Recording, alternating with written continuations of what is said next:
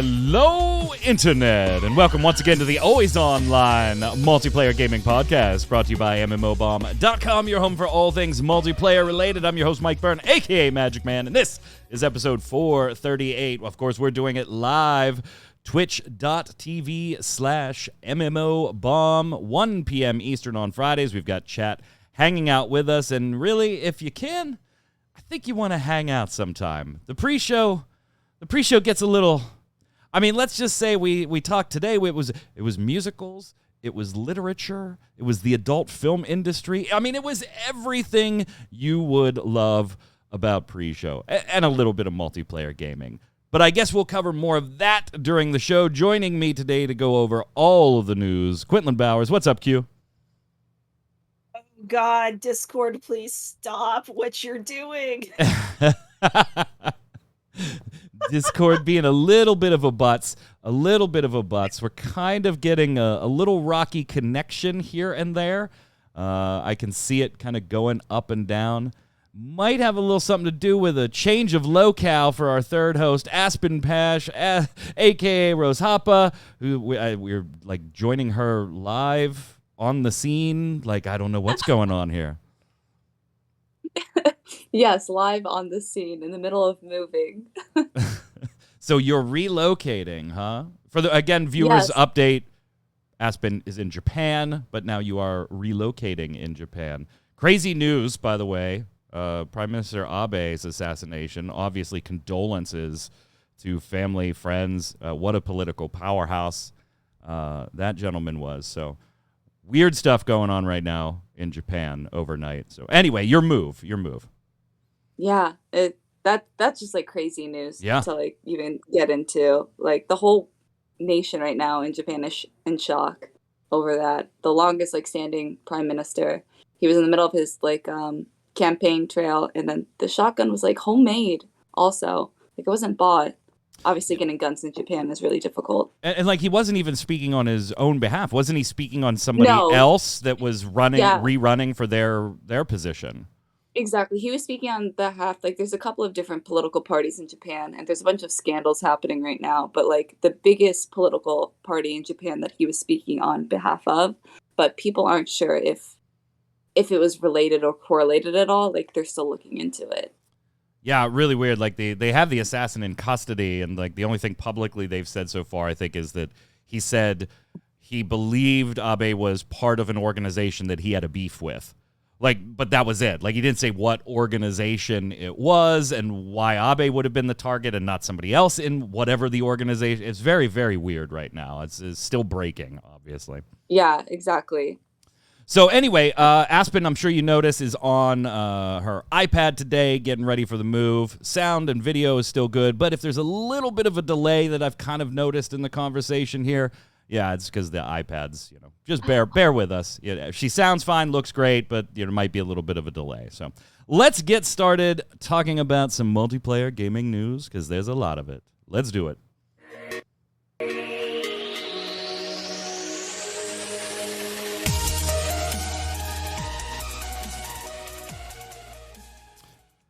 All right, let's start with some Final Fantasy XIV. We did not talk about the live letter, even though it had gone up last week because of my hosts, and I said that during the show. The hosts, were Troy and Wilfredo, not generally the Final Fantasyist of people when it comes to that. So I figured, hey, I'll wait a week. I'll have Q. I'll have Aspen. Perfect. We'll talk about the 6.2 live letter. Q, you did a huge write-up on this that broke down everything, and I did tell everybody on the show, go check out the writing. Like, if you need a synopsis, she puts a lot of words there for you in a nice, organized fashion, but there's plenty of words. Go give her some love. To Cal in chat, yeah, absolutely. Yeah, creator of Yu-Gi-Oh! Died, 60 years old. I mean, it's been a crazy week all over the place. So anyway, 6.2 breakdown. Big one, Island Sanctuary, right? That's a big thing, Q. Everybody wanted to see, are we going to get information on Island Sanctuary in this live letter or the next one, because it is one of those whole part 1, part 2 live letters. We did get quite a bit of Island Sanctuary news. Maybe not everything we wanted, but quite a bit. What do you think? Is this something you're looking forward to, having your own little island, doing your own crafting stuff that isn't crafting related, having your minions walk around like your own little Stardew Valley type thing? Like, we still don't really know, but what do you think so far? I mean, so my thought on it ever since they first talked about it was that it was going to be very similar to Genshin Impact's Serenity Pots. Oh, yeah. And and so Well, I far mean, we have Aspen on the show, so we'll ask when we get to her. I mean, she knows all about Genshin too. so far it what they're describing seems to kind of fit it, but not entirely, because they're and it makes sense with Genshin Impact, right? Like, the stuff you do in your Serenity Pot is not impacting everybody else. But they've separated it to where you can grow stuff, you can craft stuff, you can do all of that, but what you do in your island sanctuary doesn't really come out. So you're not going to be able to use your island sanctuary to grow Thavnarian onions, Right. right? You're not going to break the onion market doing it. And that was one of the things that we were kind of like, well, what's going to happen there? Because, like, there's these items on the market board that are consistently super expensive because they're hard to come, to manufacture. And then if everybody can just do it in their island and everybody gets an island, there goes the entire market. So their solution, obviously, to this is you can make stuff, and stuff that's pertinent, and I'm still a little unclear because they are talking about selling it, and it sounds like they've got an Animal Crossing type market system going on as well. Like, the turnips in Animal Crossing. Oh, fantastic. That kind of means my deal. Twitter Yeah. feed will be like, I got turnips at 47 gil a piece. Well, except Here's my except player what you have ID. to do- By the way, I except got what you have to do Wordle is- in 3. Oh, shut up. Except you have to watch the market to figure out what items. It's not just turnips, is basically the idea. But it's a currency specific to the islands, so you're not going to be able to, like, go and sell it and get gil. That's just out. Right. Everything that you sell from the islands is for island currency. And there's special stuff that you'll be able to buy with it. I'm guessing maybe there'll be more mounts and minions, or something like that. Maybe some glamour items or whatever. But it's one of those things that's super chill. I know one person in my free company is really super looking forward to it because he is that super chill hippie guy. Like, I work under him in the garden, and yeah, he's just like, yep, you're never gonna see me again. Like, So that brings up an interesting question, though, Aspen. Like, we talk a lot on this show and on the Relic Grind on Ready Check Radio, which is Final Fantasy only, or Square Enix only. Go check out last night's episode with Mr. Happy, readycheckradio.com. But, so here's very casual content, solo-oriented, where devs of an MMO are spending time, money, and resources to add. Now, if you're into this kind of super casual thing and you happen to play Final Fantasy XIV, then you probably dig this. But is this, we always hear the argument like, should we really be sinking development resources into PvP when Final Fantasy XIV just generally is never going to be one of the top tier PvP games? It's very PvE oriented.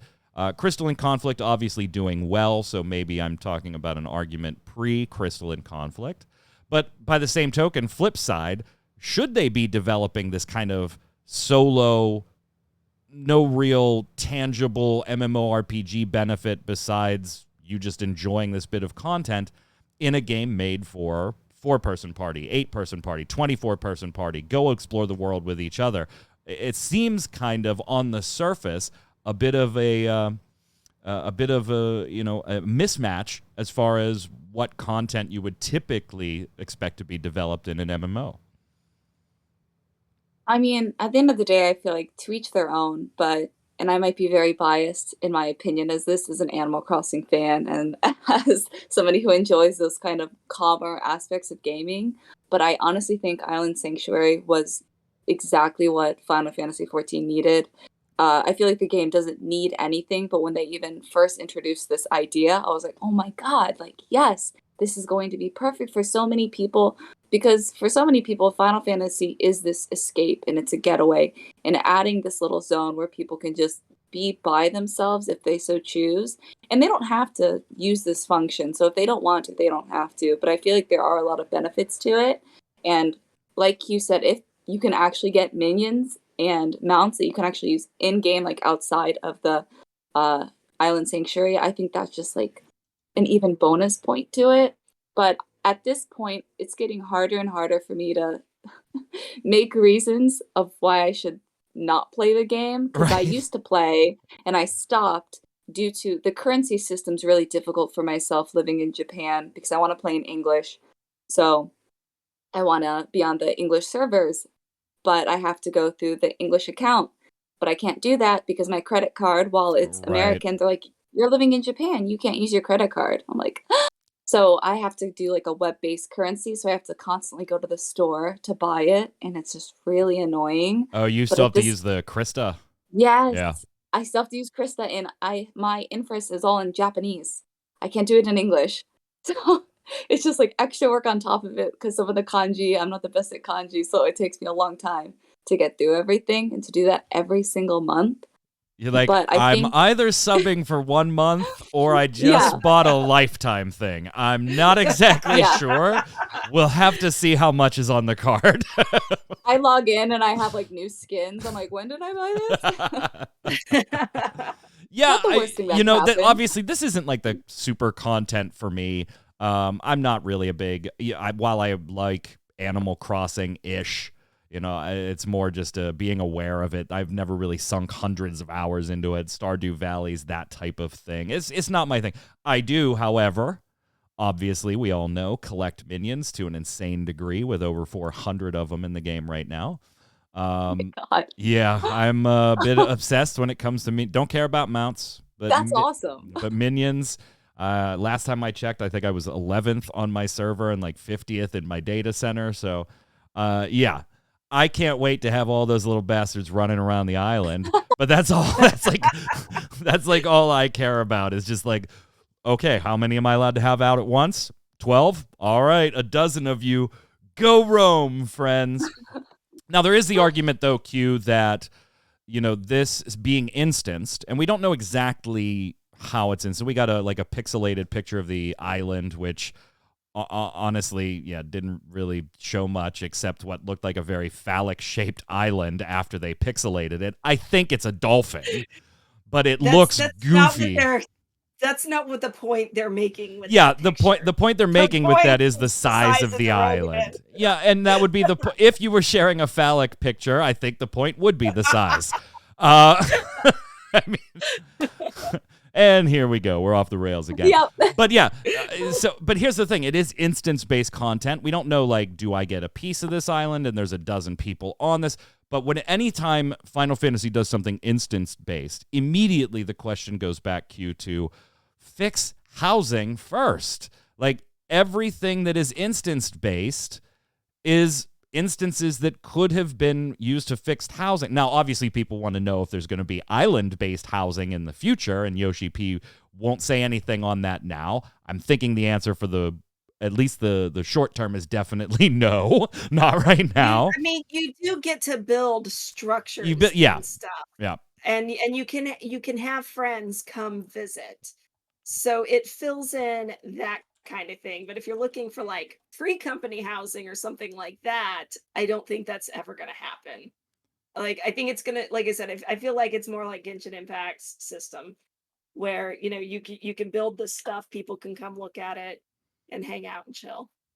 So we do have data center travel now. That dropped in 618. They did talk a little bit about that in the live letter. A bit of a rocky start. First 24 hours, kind of just they had to shut it down, do some changes, and then re-implement it or turn it on, like basically one server at a time. They've put some restrictions in place on when you can do it, or the limitations of how many players can be doing it during certain peak hours while they kind of stabilize the system. They also performed an emergency maintenance overnight yesterday into today here, my time, United States, to address instance-based content as well, including the data center transfer and things like that. So we do. I mean, Aspen, you could at least come visit us now. Like if you were, That's true. yeah, you could data center travel and come visit us. We also got, here's the big one that I liked, dungeons, right? I have often spoken about my love for dungeon-based content in MMOs, particularly in Final Fantasy, but I also view it as one of Final Fantasy XIV's biggest areas of opportunity, where there are just, over the patch cycles, there hasn't really been a creative outlet in the dungeons. They're always cinematically nice. They're always visually appealing. I like the mechanics, but they've been very straight line, 3 pools boss, 3 pools boss, 3 pools boss for quite some time now. And now we're seeing the variant dungeons, which are still going to be kind of like the story-based version of dungeons.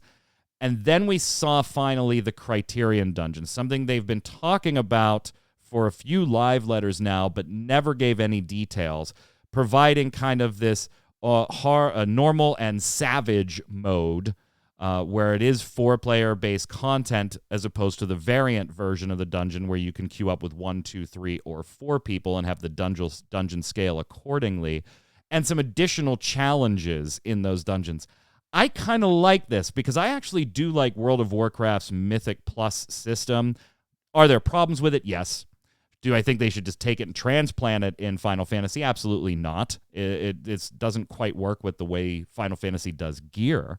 But I do like the idea of, if you want to run the dungeons at a certain difficulty because that's what you want to do, cool, don't take that away. But for those that maybe want to try something a little more challenging, here's an option, and you can keep increasing the challenging. So I do love that kind of stuff.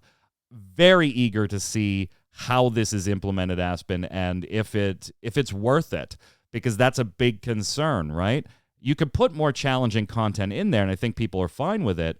But if it's something that ultimately, at the end of the day, I'm going to run once, get my clear, get an achievement, and call it a day, is it really beneficial to be spending the time making those alternate versions of things? I guess. I don't know. I feel like, are we thinking too much about the devs? Like, I understand that they make it and stuff, but I think it's okay to just play something once if that's what the player base wants to do. And the player base is huge, you know. While some people absolutely, might do it and I'm not actually making the argument on behalf of the devs. I'm kind of making it on behalf of the players. If we build something, everybody runs it once, and then it dies, no matter what it is, PvP, a dungeon, a raid, or whatever. You kind of have to do like a return on investment cost analysis versus, hey, this was the time and resources it took to put in the game. Everybody saw it once, and then nobody touched it after that. These Criterion dungeons can create an engaging repeat point, but the rewards, I think, are going to have to entice players to want to do that repeating work. Well, and that's the thing. I am one of those players who do things once and then probably don't come back to it unless they're, somebody drags me into it, or I'm leveling something and have no choice but to go do it because I need the XP or whatever. Like, as far as the content itself, I'm just going to do it once to say I did it, more or less, kind of thing. And I'm sure there's lots of people like me, whereas there are other people, that will just sit there and do the same exact thing over and over and over and over and over and over and over and over again ad nauseum, right? Because they want to get better at it, and they want to do this and they want to do that, and they'll just. So I don't necessarily know that that's a problem. If it's challenging enough, it's definitely going to appeal to those people who want a challenge in general, no matter necessarily what the rewards are. If it's got the rewards, then yeah, people go in there for that too. But I think it'll be like a lot of things in XIV where there ends up being a group who does it. I'm the group who does trusts. Like, I level all my trust characters, but that's not something that everybody does. And, other people do ultimates, or, other, level all their, do all the crafting side quests or whatever. Like, there's such a variance that I don't know that it's a worry. And Q's like, get your ass over here, Astinian. We need 2 more levels, buddy. We need to.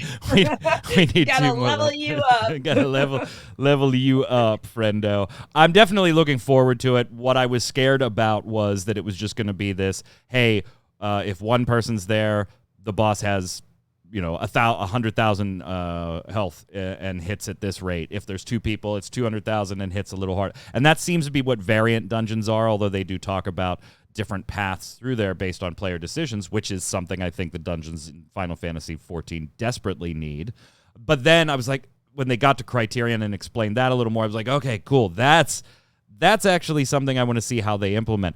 To Cal saying in chat, it would be nice if they did like kind of open world dungeons where people walk in, and we're going to be streaming Elder Scrolls Online after the show today, and that's something that they do, Aspen, where they have public dungeons just on the map, right? And you walk in and you see other players walking around, bosses respawn. It doesn't scale necessarily to the number of people that are in the instance, but when you start a boss fight, it scales the difficulty of the boss based on how many people are in the vicinity attacking it. So it's kind of variable the way, Takao, you're describing, just not based on the whole population of the instance. I actually really enjoy those, and I kind of agree.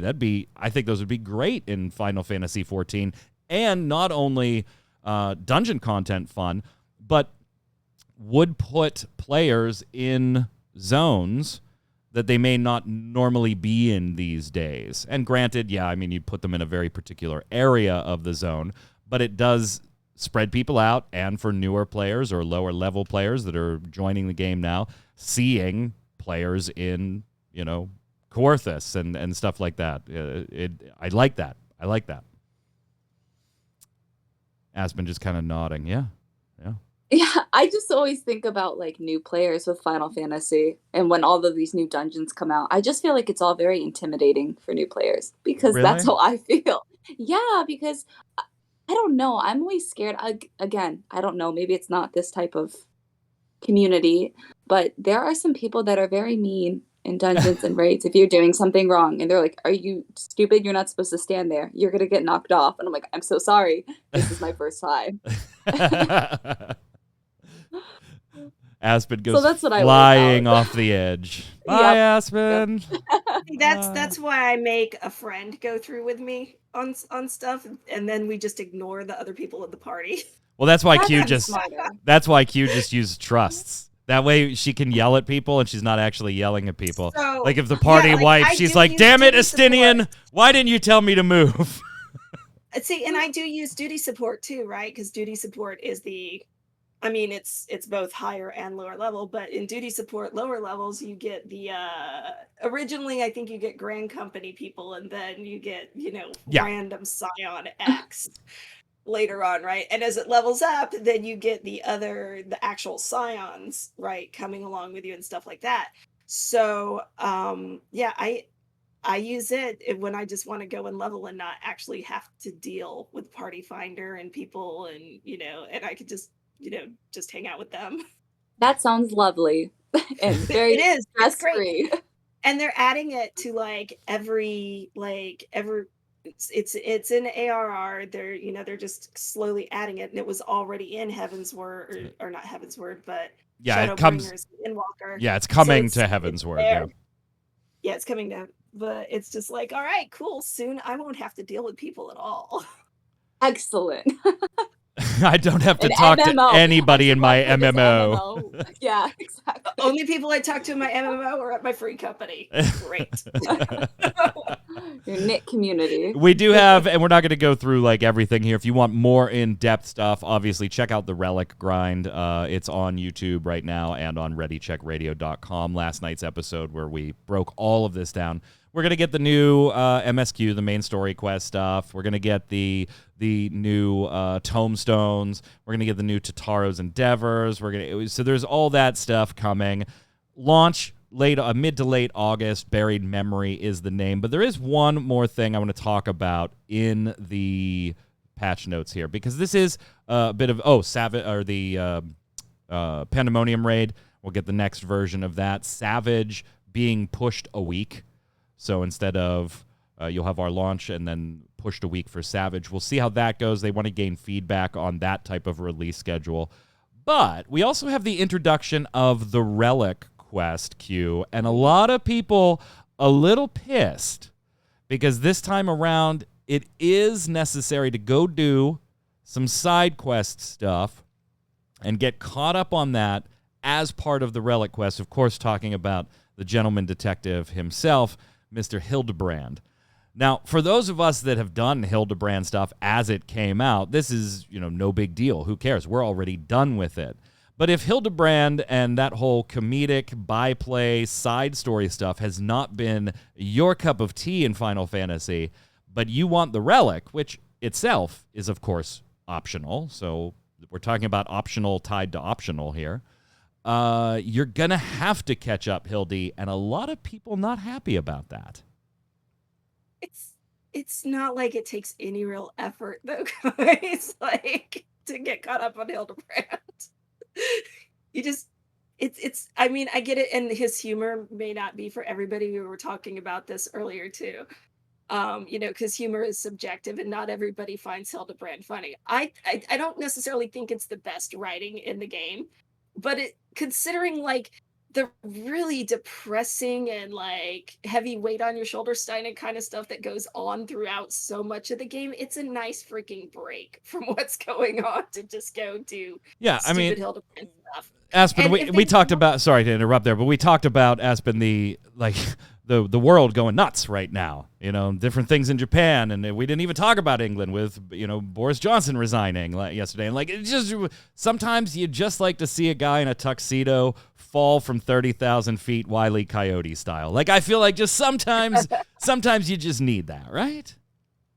Yeah, exactly. I feel like those are the nice, I don't know, exactly, because just like you said, that Final Fantasy is, and even as an early gamer of Final Fantasy, it's depressing at times. Tears have been shed to kind of enter something and know that it is lighthearted is nice. And it's not like it's the 100 Quest of Doom, so I feel like it shouldn't be that bad.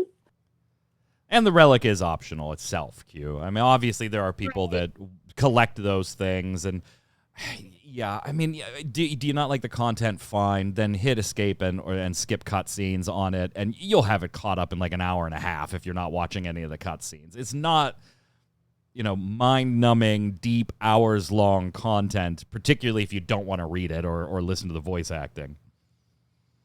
And I mean, you get minions out of it. Yeah, so you do, buddy. You do get minions out of it, and honestly, with the Relic thing, if they do not give us a Dark Knight frying pan weapon, I'm gonna be so upset. That's where I'll draw the line. If there's not a Dark Knight frying pan weapon in there, I'm gonna be mad. Yeah, and Justin in chat, absolutely right. The Relic grind, that is the name of our show on Ready Check Radio. The Relic is grindy content. To begin with, so having to do an hour and a half, just go ahead and hit exit, whatever.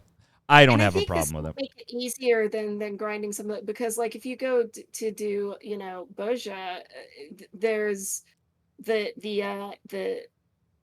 dungeon raidy kind of content that you have to. That's sometimes so very hard to get a group for. Yeah, it's all right, I've reached this point in my story, and I'm waiting 2 weeks in queue. Yup. Okay. Just to get this done. So I mean, I think maybe this is a way of kind of countering that, but also maybe it's a way of making up for not doing Hildy content during Shadowbringers. All right, two things on Final Fantasy XIV before we head over to some Skull and Bones chat. Now, I'm not going to show a picture because I have no interest in advertising this. And literally, Q and I probably discussed it for an hour before we went ahead and even put up the article, because I didn't want to put up the article knowing that that's exactly why this was done. And yeah, and we ended up putting it up anyway because it is news and it's going to be interesting to see what happens. But there is a billboard.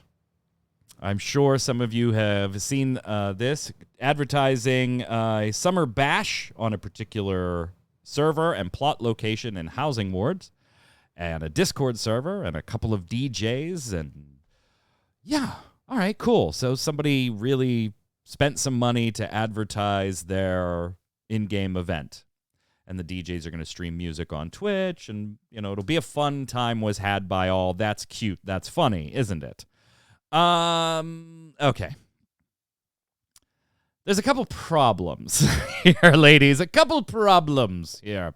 So first off, the billboard itself, which was supposed to go up at 4 different locations across 2 states, seems to have only gone up at 1 location in 1 state, at least that we can 100% verify through pictures of people taking themselves with this said billboard. We don't know how much it was, if it was worth it, or anything like that, but we do know a few things about said billboard. One, it uses art and characters from Final Fantasy XIV, including Final Fantasy XIV's logo, trademark, and copyright text on the billboard itself. 2, some of the clothing the character models are wearing is actually data mined clothing that is not available in the game yet. It will be in the upcoming summer event. And 3, some of the other accoutrement on the characters is modded.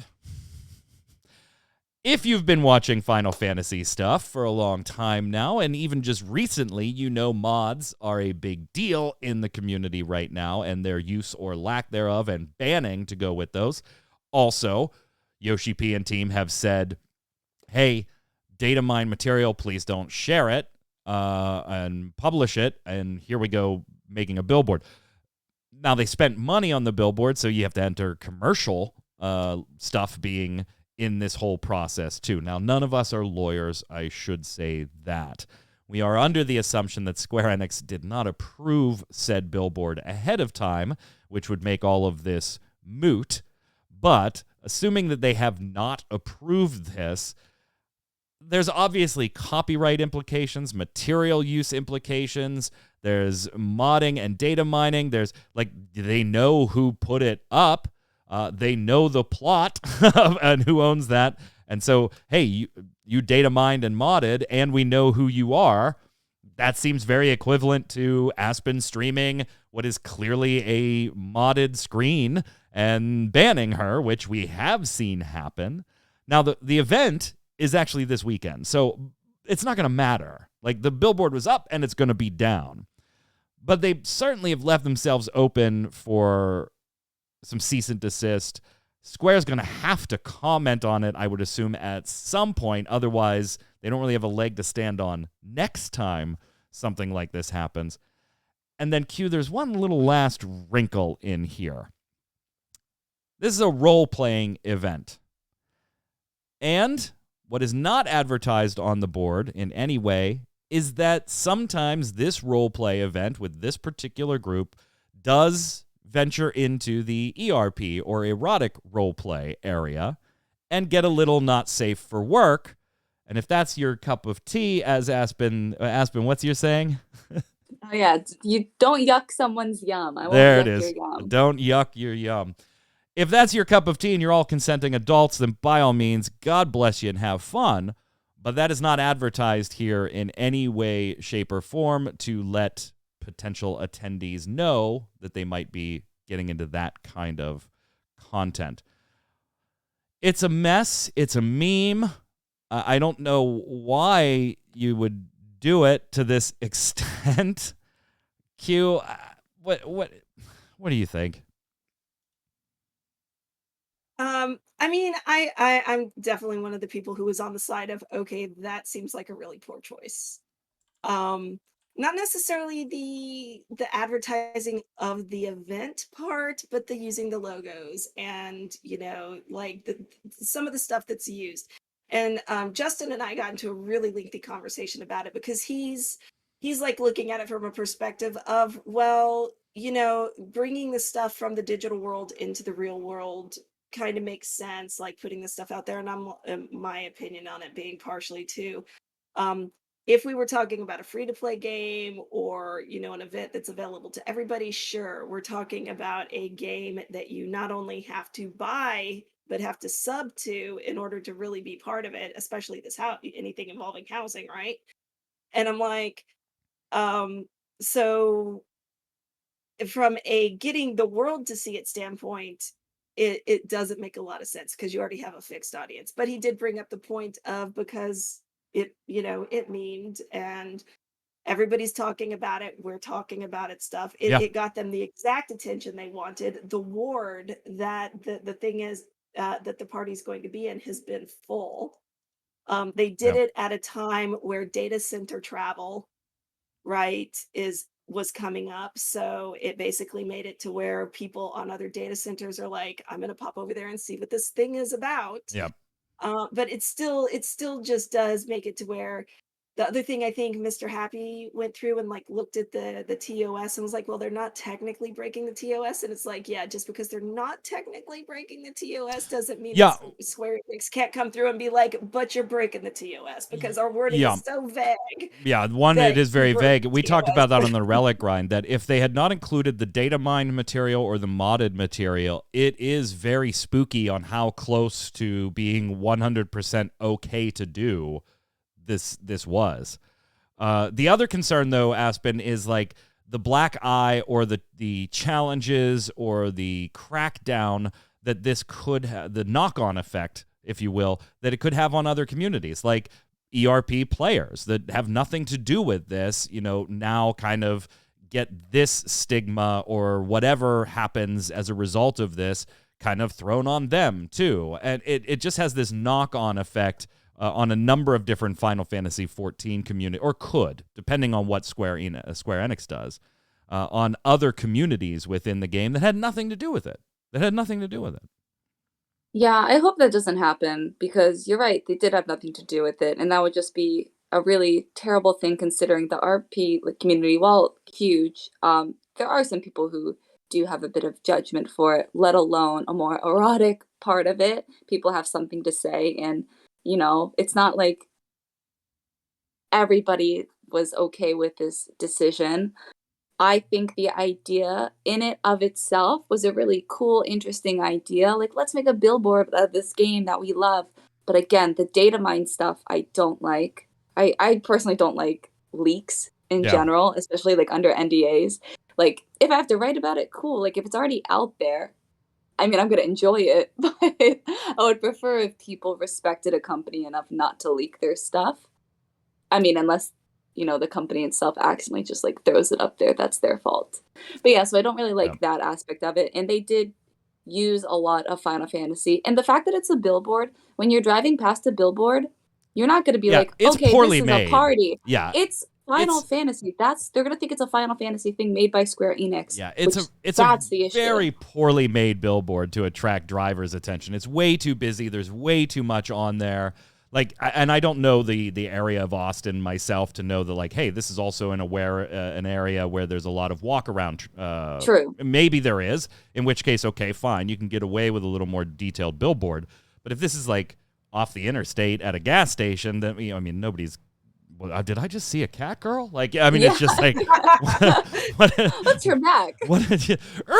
Turn around! Cat girls on billboards.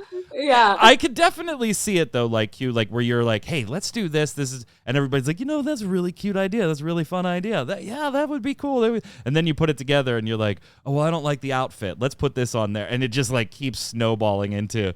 This started as a cute, funny idea that's probably going to get some attention and will be neat and hype up your thing, but kind of maybe snowballed as more and more people put ideas into the thing.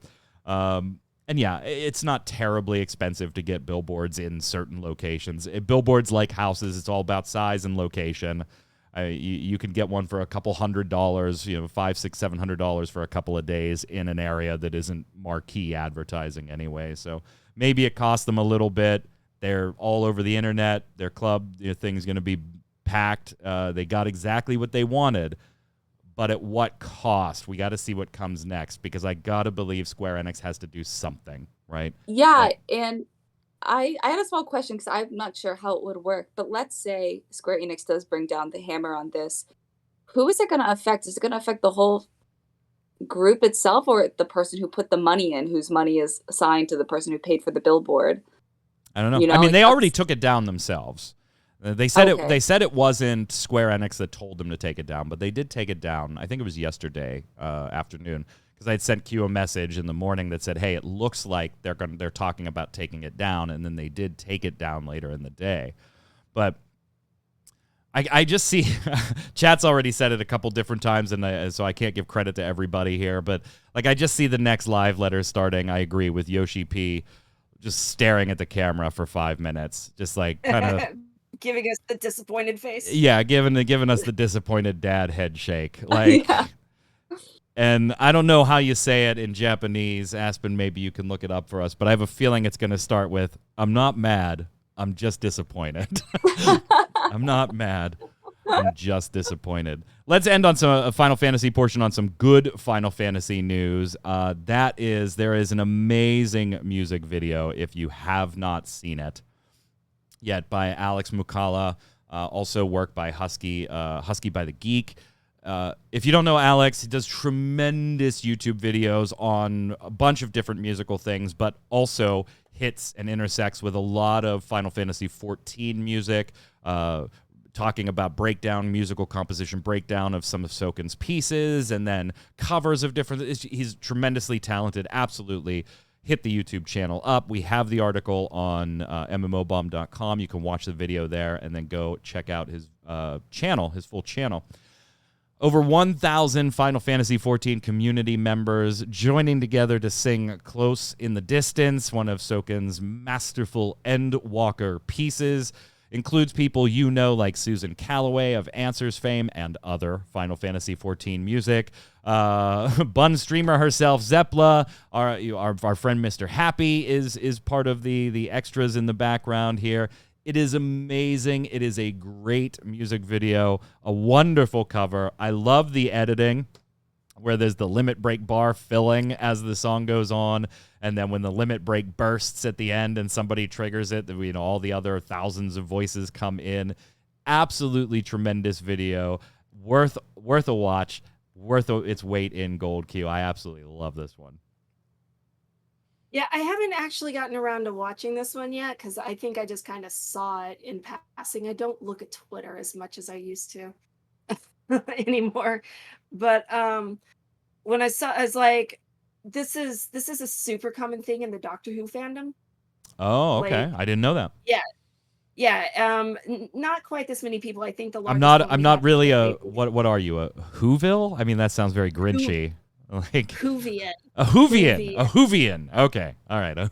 Aspen, don't laugh at me. I don't know. I'm not a doctor. Like with Doctor Who, it's hilarious because it actually started with an orchestra like over a decade ago, right? So I'm kind of like used to seeing these things, but I do love what Alex does on his channel. Oh, yeah. All the time. He just does this amazing stuff, and he's so into it. Like he's so into, not just playing the music and stuff, but also like sharing how things work. And he's very upbeat. Yeah. Like very encouraging to people who want to get into this kind of stuff and everything as well. So I love pretty much everything he does. But yeah, when I saw it, I was like, oh, we did that like last summer. Whatever. He's definitely one of those guys, Aspen, too. Like, I don't know about you, but I love watching somebody like talk about something they're super passionate about, right? Just like the glow you see coming off of somebody you're having a conversation with when they're talking about something they absolutely love, they know a lot about, and they can't wait to share it with you. Like, he does that in every single one of his videos, where he's just like, let's talk about this bass line. It's coming up. It's coming up. It's coming up. Let's talk about it.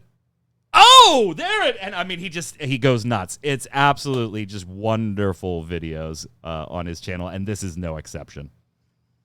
Yeah, I feel like you get like secondhand endorphins and dopamine from somebody who's that excited about something. And the whole because it was for Soken, right? That's why this was all made. Yeah, good point. So, You could talk about that. What he's doing with the monetization.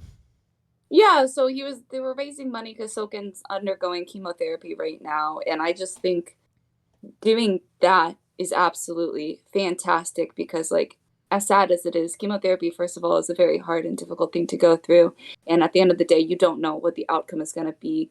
But to know that Soken has this thing to carry with him is just beautiful. And to see fans coming together to raise money. You're But, getting emotional just talking about it. That's the Final Fantasy XIV community, though. Like, I'm always amazed by the community. It's by far the most, like, united, and there's so much, like, beautiful moments in Final Fantasy XIV through the community, and it's just like, oh, I'm like, keep doing what you're doing. I'm so proud.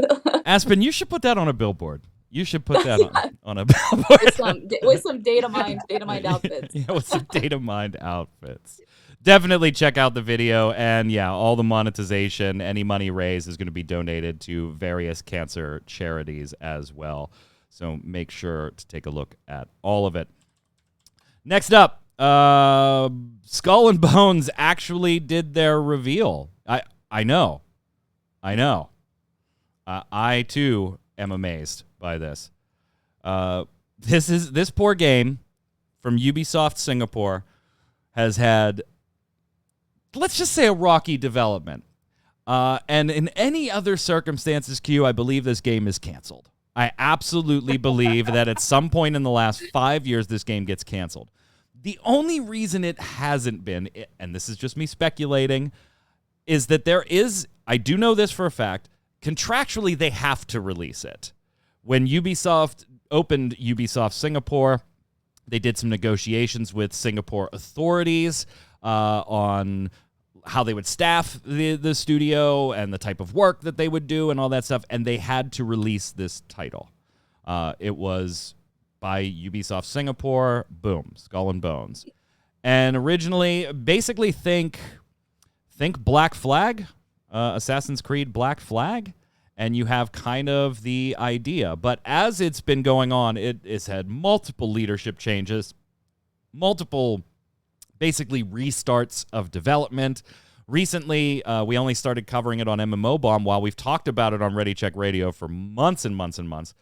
We only just started covering it on MMO Bomb because they came out and said, okay, look, we're going to focus pretty much exclusively on the multiplayer aspect of this game, and we're kind of going to do away with some of the single-player stuff. Like, don't expect a campaign. Like, no. It's open world. Yes, you'll get information about key characters and little lore bits and different quests and stuff, but it's not like there's not like a narrative driving force through the game. You're a pirate, Q. You got nothing. Work your way up, crafting your ship, recruiting people, making sure that they're taken care of, doing quests, trying to become a pirate kingpin, get all that booty, and sail the seven seas in style while taking over other ships and in PvP battles and group play. And we finally got our big reveal of the gameplay. We got a release date of November 8th. What's your impression of what you saw yesterday from Ubisoft? So I'm gonna, give this with like the caveat that even though it's gameplay, right, it's selective gameplay. Yeah, and right now I'm showing the cinematic trailer. This is not gameplay footage. Right. The gameplay footage video was a bit sporadic to really make nice B-roll here. The cinematic, it's great. Like, it's definitely a super, especially if you love pirates like I do. It's a super hypey kind of thing.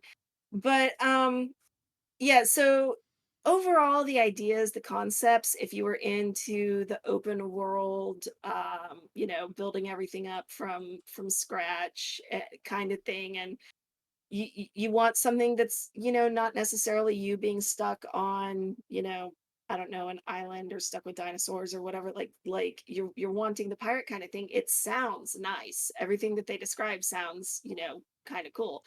I like the idea that not only are you building your ships up and building up your fleet and everything, but you have to do a good job of it, or your crew is going to mutiny. Yeah. Right. Yep. So like that is a problem that you have to worry about, which is a problem that you would think pirates have to worry about all the time.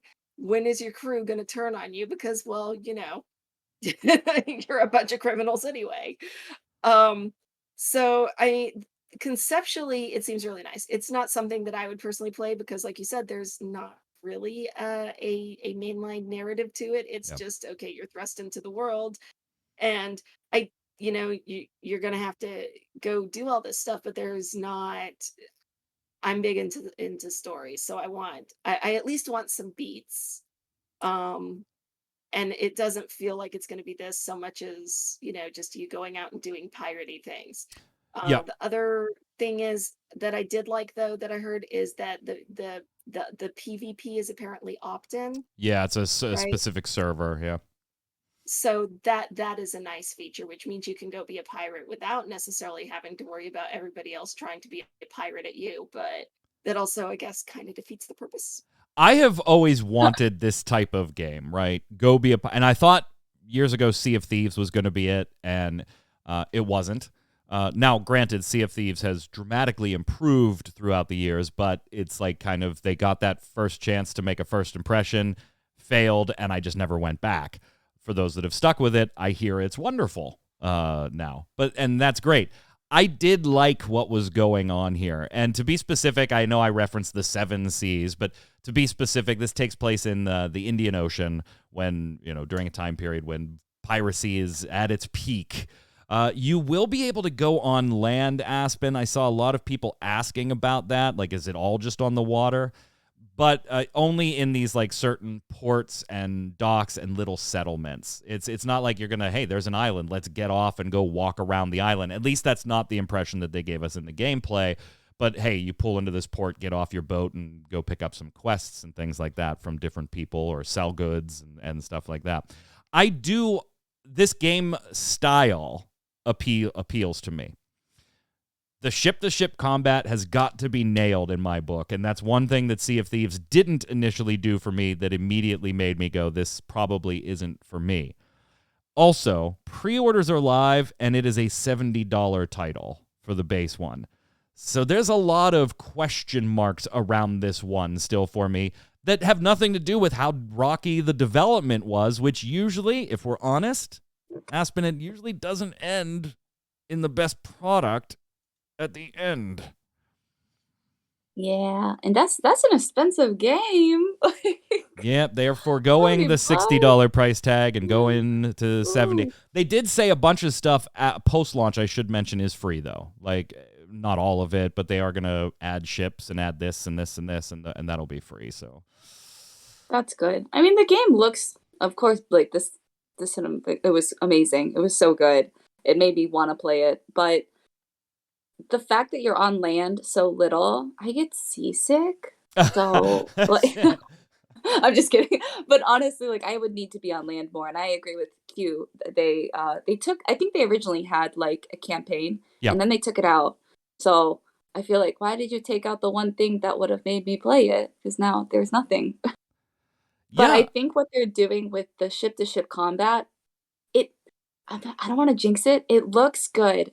I like how many options there are. I feel like it's going to give a lot of players strategy to play around with. And it's not something that it's like, okay, this works, we're good. Like, I feel like there's going to be so many different options to layer things, and every battle is going to be really different, which that's unique if it works out as it seems like it's designed to. But again, we'll have to wait until it's actually out. Yeah, so one of the things I saw asked over and over during the presentation was that if there was going to be like boarding of other ships. Now, IGN put out a piece about like 7 things you should know about the game, and one of them is about, like, to Aspen's point, weapons and stuff like that. And they do cover like basic cannons and Greek fire and like all the different types of weapons that you can use. But they also say it's important to remember that your ship and cannons aren't your only tools. Smart use of your crew is vital if you want to sail away with the best loot. As you do damage to other ships, the crew gets whipped into this fervor, and at some point you'll be able to execute what we call a crew-to-crew attack. If you time it right to where your ship health is, where your enemy ship is lower health, your crew will execute a boarding maneuver, and that hooks the enemy in. That's the only way that you get to carry all that loot into your cargo bay. So seems like we will have some type of boarding element as well.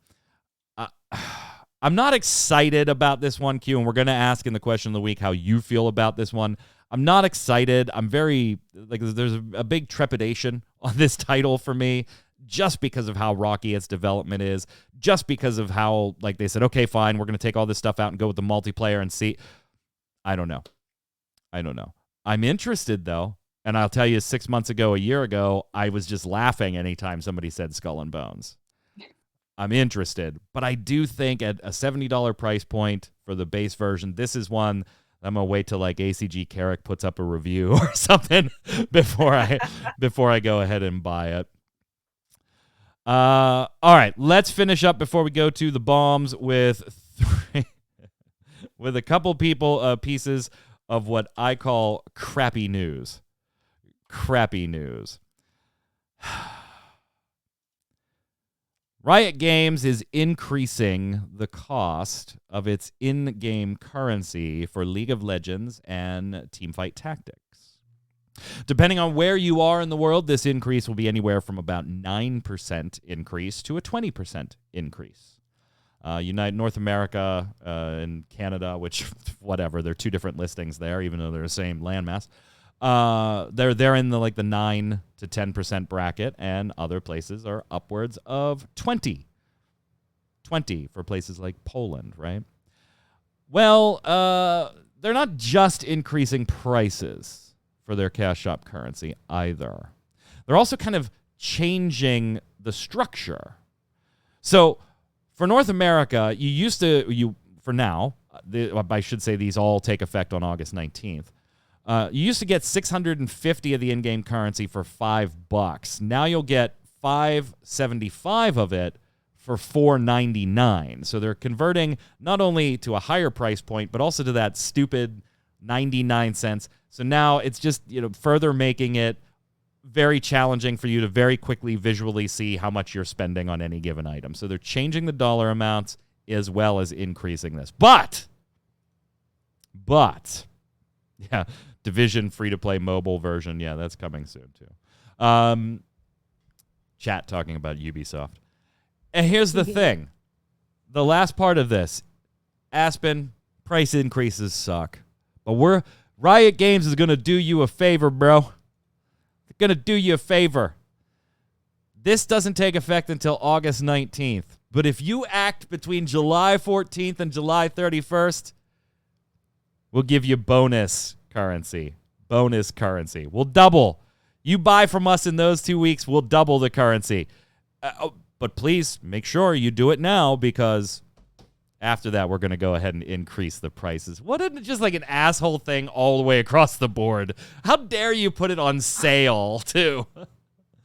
Yeah, it's so skeevy. And I'm like, what are you, gas prices with this 99 and adding inflation? Like, come on. Like, your prices aren't being affected by the Ukraine war. Like, there's no reason for you to do this.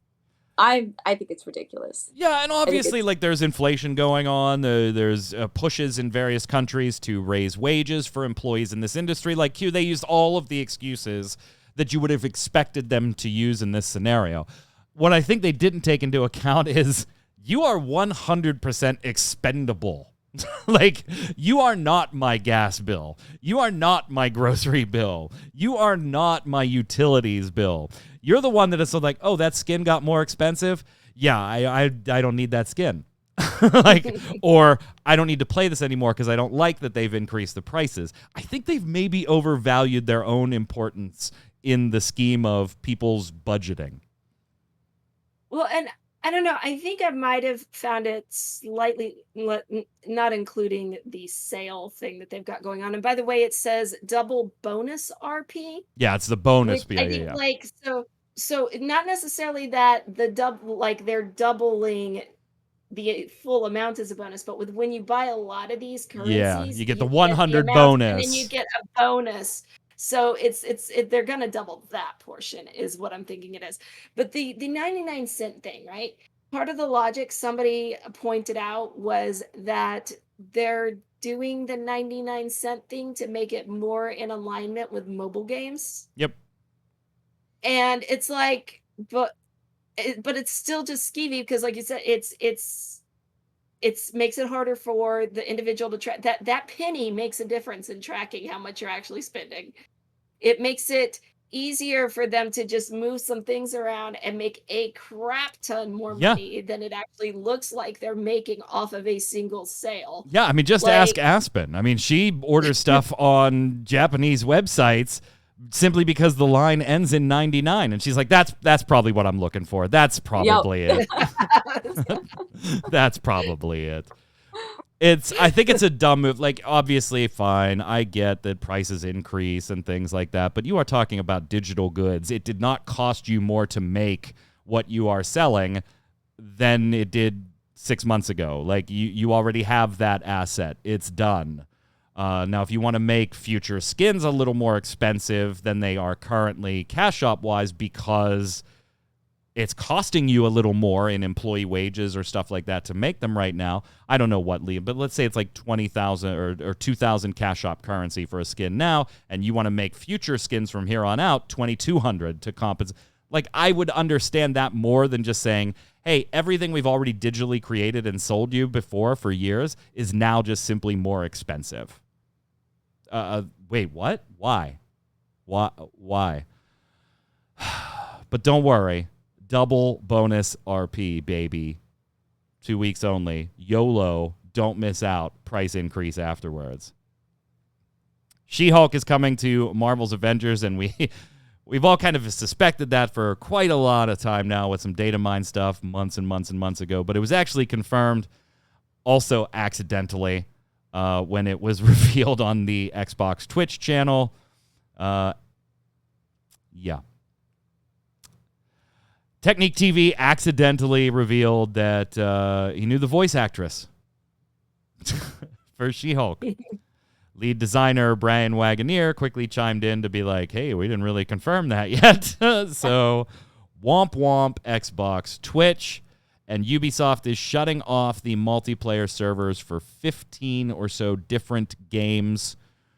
Things like Assassin's Creed 2, 3, some of their older titles, Far Cry 3, Silent Hunter 5, Space Junkies, Splinter Cell Blacklist. We've got the full list on MMO Bomb, but if you play multiplayer on any of those, you're going to want to get your time in now because it's coming to an end. Let's slide over and do the weekly bombs, ladies.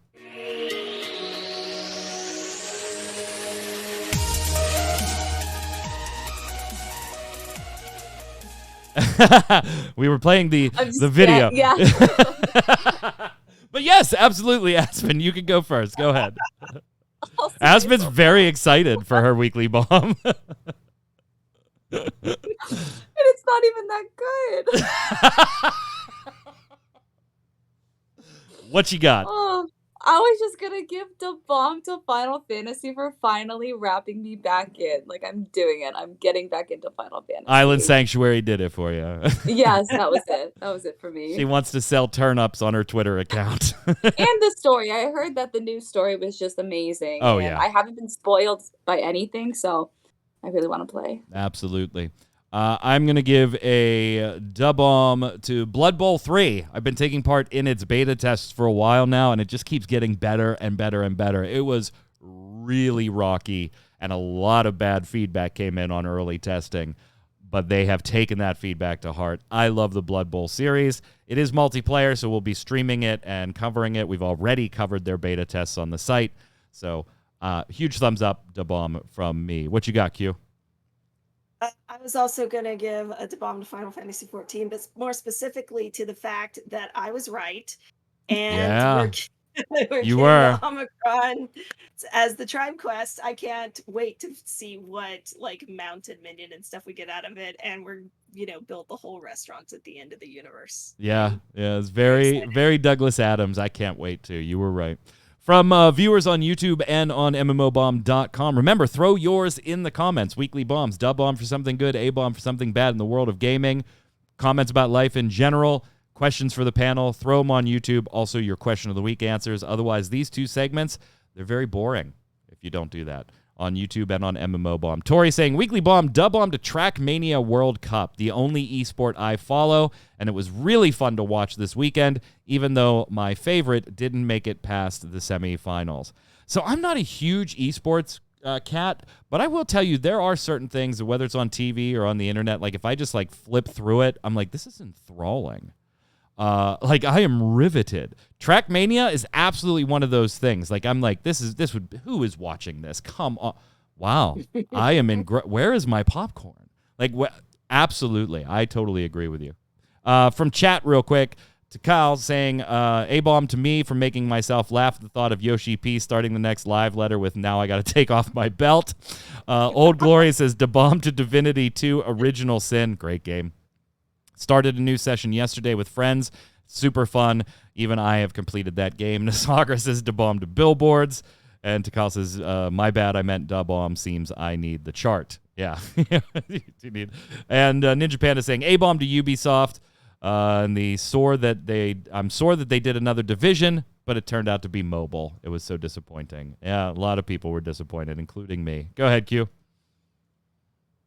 Box. Giving a bomb this week to Dauntless. Took about a year or two break from the game after being bored of the only real content being the FOMO battle passes, which turned me off from the game. Well, in that time frame, they've improved the progression so much that I found myself hooked on it all over again. And last week alone, I probably put in a good 20 plus hours already. Also, the bomb to Wilfredo. Love the newest episode he put out on Lotro. I had just finished getting back into it about a month ago, and it's something I go to when I want to play something more calming. Yeah, so Wilfredo's new. Is it should you come back, or is it worth playing in 2022? Put up Lotro.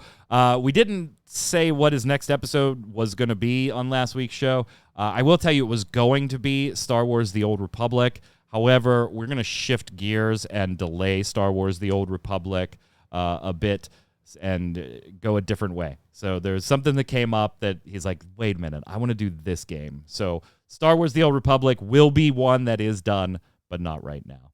Go ahead, Aspen. Rad Gordy, Da-bomb to Genshin Impact for finally giving me 5-star pulls. Started replaying as Nvidia's GeForce now added it to their service. I played it when it came out and saved and pulled 10 times. Oh, wow. And got nothing. Come back and do single pulls whenever I have enough. And boom, 2 5-stars. Also, A-bomb to Paimon. Just shut up already. I'm not 3. I get what's going on. I'd understand if the MC was mute for immersion. But they have voice actors and say actual things ever so often. Emergency food. Emergency Yes. food. Karu Sugimura says, China's cracking down on minors playing games for the same exact reason we don't let kids gamble. It's because they know many of the addictive games, especially on mobile, are legal casinos for kids to access. It's why our current gaming market is flooded with microtransactions, and people just accept it because at this point, many people have grown up with that being the norm. So what do you think will happen to kids who grow up playing these games, which are legal casinos? We know that gambling addiction is a thing, and it can be devastating. So what do you think happens to children who are more easily influenced that get hooked on games like Genshin Impact? China knows it'd be bad for the future of their economy if they continue to allow their future to get hooked on high dopamine gambling at a young age. Okay, there's a lot to unpack there. There isn't a single point you make on the gambling nature of what you're pointing out, and loot boxes and being the norm and being destructive and being manipulative that I don't disagree with. However, while I would love to put the altruistic reasons for China cracking down on gaming and minors gaming for something so noble as to be worried about the gambling addictions and the future of their own economy for people that are raising a generation of people, that is not why. It just unequivocally is not why.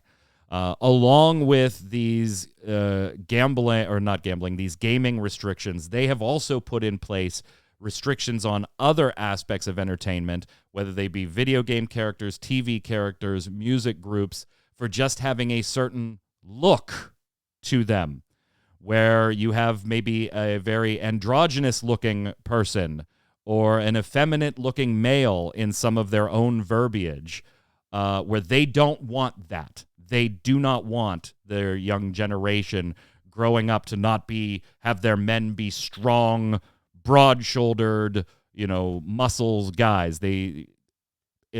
I wish I could put it on the altruistic measures that you do. And maybe somebody in the government is doing that for that exact reason, but it is by far not the only reason. That's not it. That's not it. Go ahead, Q. Striker X31, the bomb for Phantasy Star Online 2 finally hitting PlayStation 4. Right. Almost 10 years. Better late than never. A-bomb to Diablo Immortal, just in general. Yep. 10 years, finally making it. Go ahead, Aspen. Chris McManus, did I spot a British policeman's helmet with a light on top behind Troy's shoulder? Now that's random. He has got to wear it next show. I don't know. LOL. I don't know. I'll go back and check the footage, and if it is, we'll ask him to put it on. Effects on, I'm done with WoW. Haven't played it since Warlords of Draenor. Started to suck in Cataclysm. A lot of people share that opinion. And so a British policeman's helmet, Q, that is a very Whoville thing, right? That is... Oh my God, dude. Whovian. A very Whovian thing. Sorry, Whovian thing. This is not Dr. Seuss. Question of the week last week. Is review bombing a good thing or a bad thing? Have you ever been part of one? Why? Tori says, question of the week. Review bombing as a concept is a net negative. I understand that it can be used to make a statement to large corporations when their games are broken. But that will never, in my mind, outweigh the damage it can do to indie devs or even large corporations when people have issues with the people. Reviews that don't reflect the actual game aren't useful, and I believe other issues should be handled in a different arena other than reviews. Of course, I've never participated. Very, very direct and clear opinion there. Thank you so much for that. Go ahead, Q.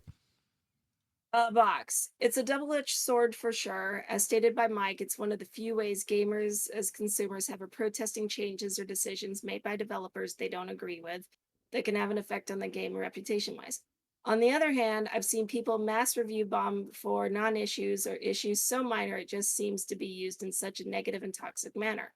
Personally, I've never participated in any review bombs myself, but I do recall almost doing it for Borderlands series after Randy Pitchford more or less shat on the Steam community for the time-limited exclusivity for Borderlands 3. That money. Go ahead, Aspen. First of all, this is a great question of the week, I would just like to say. But RS Jabber, review bombing can be a good thing if it's about the game itself. I participated in one not too long ago when Lost Ark completely messed up European servers on launch. But bombing because some guy said something on Twitter, that's very unfair and stupid. By the way, Lost Ark coming to the Netherlands. Surprise, surprise. Don't know how they negotiated that with, the loot box laws and stuff. But, yeah, coming. Takal2399 says, question of the week, no, review bombing is not a good thing. The point of a product review is to let people know how that product functions on a mechanical level. Not to show disapproval of a dev's stance on something or to show disapproval of business practices not directly related to the game in question. If a company does or says something afoul about insert group, person, or cause here, or has generally scummy business practices, then don't buy from them or buy from them again if you've already bought from them. Review bombing is a sucker-ass move. Nothing more to say than that, really. Have I ever review bombed? No, because I'm not 12. I like the addendum, like the additional information. By the way, totally not 12. Not 12. Sounds like a 12-year-old would say. Yeah. Totally turned 13, and I know Takal's in chat. It's like I'm 13 and a half now. But definitely a good take on it. Go ahead, Q. Ragnar Catalan. Remember the latest PES game, eFootball? I guess you could say I did take part in review bombing it, but only because it was a steaming pile of doo-doo. Yeah, absolutely it was. Nasagra in chat saying... I just started reading Nasagra's and I saw Takal's chat. Nasagra says, review bombing is like cancel culture. It's a powerful tool for holding people accountable, but it's overused to the point of causing more harm than good. And Takal does want you to know that, listen, I just started shaving last week. I'm a big boy now. Question of the week this week. Of course, I've got to know, do you have any interest in Skull and Bones? Are you not interested? Are you totally on board now? Or are you kind of like I am, where you're like, I'm going to watch, but it's been a rocky pass that I'm not quite sure about. Do you have any interest? Let us know why or why not in the comments below. Don't forget your weekly bombs while you're there. W-bomb for something good, A-bomb for something bad in the world of gaming or just life in general. Until next time, Aspen, where can everybody find you? You can find me over on Twitter or Twitch at Rose Happa. Q. You might be able to find me on Twitter at Quinlan. Maybe. Maybe. If you're Maybe. I'm Mike Byrne. You can follow me personally right there at magicman1. But more importantly, follow at MMOBomb, and you'll know every time we go live with a podcast, stream, new articles, first look videos, giveaways, and more. Stay safe. We'll see you on the servers.